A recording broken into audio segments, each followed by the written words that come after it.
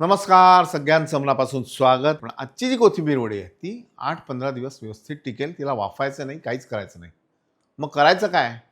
काम करायचं आहे.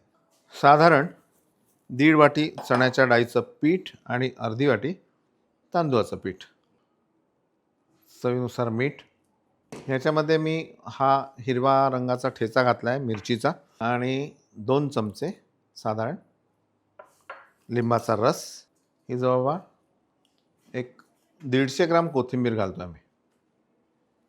एक साधारण अर्धा चमचा हळद, चमचाभर तीळ घालतो यामध्ये, अर्धा चमचा धने पावडर, अर्धा चमचा जिरे पावडर.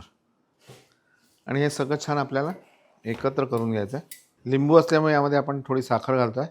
पाणी एकदम गरम उकळतं आणि ज्या वाटीनी आपण बेसन घेतलं आहे त्याच वाटीमध्ये हे पाणी घेऊ आणि पाणी पूर्ण एकदम नाही टाकायचं, हळूहळू घालायचं.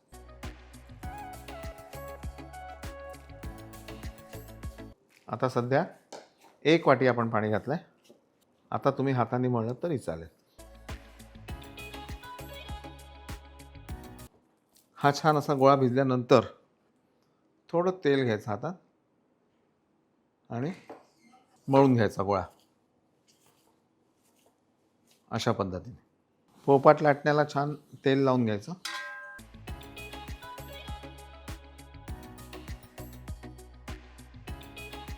आणि जशा वड्या हव्यात तशा कापून घ्यायच्या.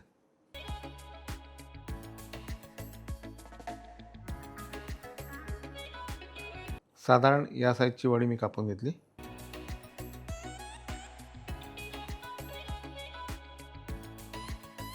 मंद आचेवर याला आपल्याला कडक तळून घ्यायचं आहे.